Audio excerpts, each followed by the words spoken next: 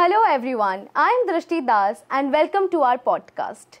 Today I have Dr. Karsten Mäder, who is an esteemed expert in the field of pharmaceutics and biopharmaceutics.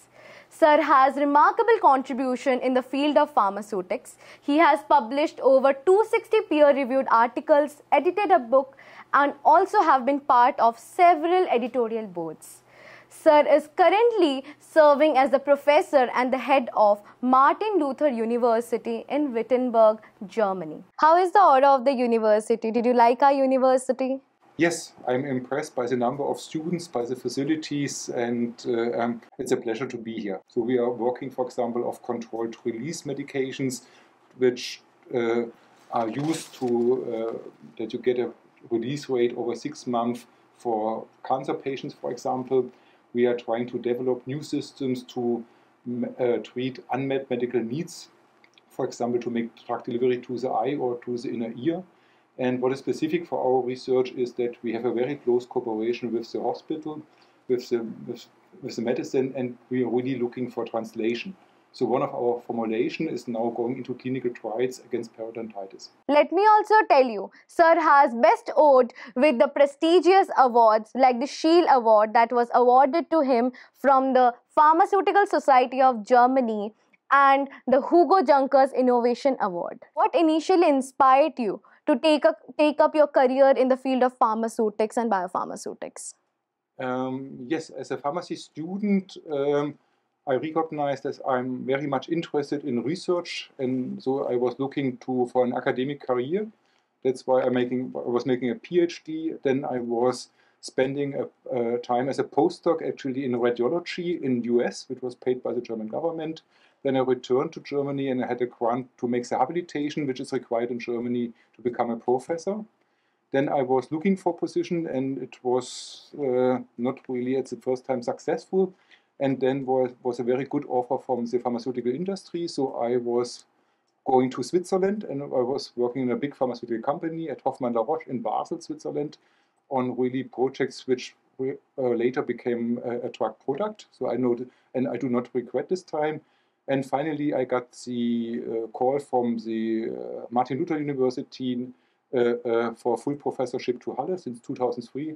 I'm there, and then I'm working there, and I'm very pleased. So this is somehow my career. So I think you have to be open-minded. You have to look for interdisciplinary cooperations, and also I think you should not stick to a particular way. You have to look for opportunities, and then to take these opportunities, and you have to also to somehow to adapt that sometimes things are not really happening what you would like to. What you like to have, so that some positions are closed or something delays, and you have to deal with it. Yeah? And I think overall an optimistic view helps in proceeding. That's so inspiring, sir. So what advancement in the drug delivery system excites you the most? What excites me most if we get something to the patients, and if the medical doctor has something in his hand which is to the benefit of the patients, because now we have in Halle a situation that the people from the hospitals, really the head of oncology, the head of the eye department, and all our departments, they come to us and saying, we have this problem, can you do something with drug delivery?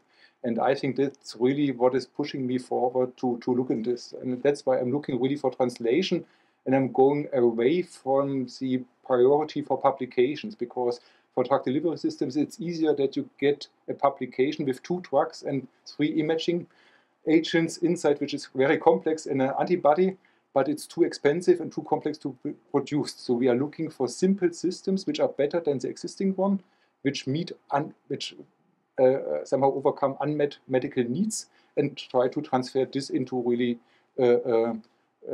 into the clinics. And we have a very close cooperation with the pharmaceutical industry. So half of my group, or maybe sometimes over half of the group, is paid by the pharmaceutical industry. So that's why we are also really know what's there going on, and we are developing things together. Okay. So can you tell me, like, what were the hurdles or what challenges you have faced while you were, in researching on the drug delivery system? Actually, the challenges in daily life come, of course, from research, because sometimes the experiments are not going, sometimes there is some other things are happening. But I think the major challenge for us is the bureaucracy in getting things done at the university. Sometimes it's very complex. For example, if we have the money and we have a new technology which we are interested in, then you need 3 offers, and you need this and you need this. So I think we have many restrictions, and also in the past, what was challenging sometimes to make a patent, a valid and good patent, was very difficult, and it was much easier in industry because there was more funds and more knowledge in how you could do this. And really to translate something, it needs also patent protection, otherwise you will not proceed. Okay, sir.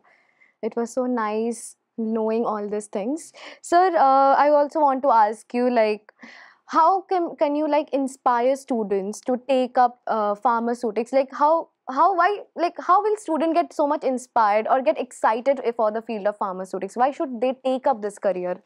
I think pharmaceutics is really a core discipline of the pharmacy. If you look for the industry, it's really the core discipline. I think because there are so many opportunities to make things better. That's why I think it's attractive.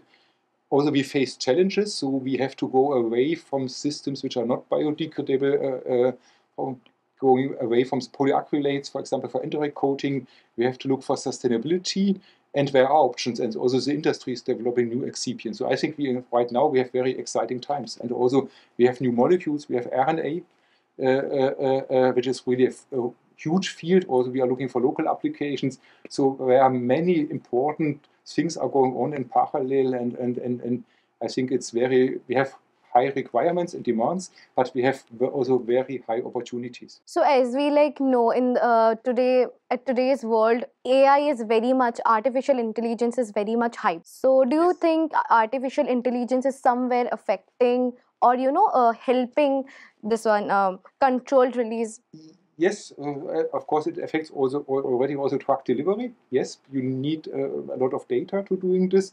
I know, for example, colleagues in Munich were developing RNA formulations with the help of artificial intelligence. But also we have to look and to combine this. I think for sure it will play more and more a role. But also we have to look, and this would be also my advice for the students, to look in more detail and to ask questions. For example, if you look for surfactants, in the textbook it's said polysorbate 80. Yeah, but in reality, these are more than 300 compounds. So it's much more complex. Yeah? So the excipients, also it's the same excipients according to the pharmacopoeia, is totally different in his functionality. Yeah? And it's not that easy to understand this and to think how can you characterize this material, how can you use this character. But what we need are robust formulations in the production, but also in the performance of the patients. And therefore you have to understand the excipients. And I think there are several challenges, and AI can help, will help, but it cannot solve all problems because it needs the feeding from our side. And if you made a bad feeding, then you will get bad results. Okay. So how do controlled release parental formulations improve the patent than traditional formulations? For example, if you look for cancer treatments like prostate cancer and breast cancer, which are the most common cancers, many people get these implants, which are with a peptide drug. And so the advantage of the peptide drug, they have less side effects. So the people have less side effects. They keep their hair. They feel more confident. And now you can make with one shot, you are safe more or less for 6 months, for example. Yeah?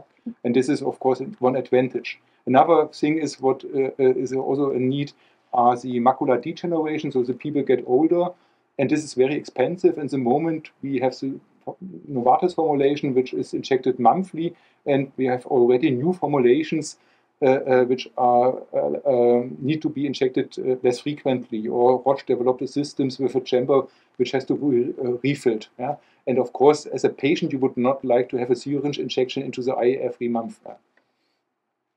Okay. That is such a beautiful insight that you have given to us. Sir, I would also want to ask you, what are the biggest hurdles that you have seen, some failures while, having the research, or some, extremely good things that happened during, can you share your experiences on that? Um, the biggest challenges, yeah, sometimes. So we had, for example, we have a very close cooperation with our hospital to make better medicines for the eye, and sometimes we had sterilized water, but it contained bacteria, and we did not know where it came from. And somehow we solved it, but it also did show the good cooperation spirit, because it was no claim. So we were looking what could be the source, and this we did overcome. And I think, and maybe the biggest challenges which I solved was, maybe I was the first one who measured the pH in this PHA polymers, which is a standard material.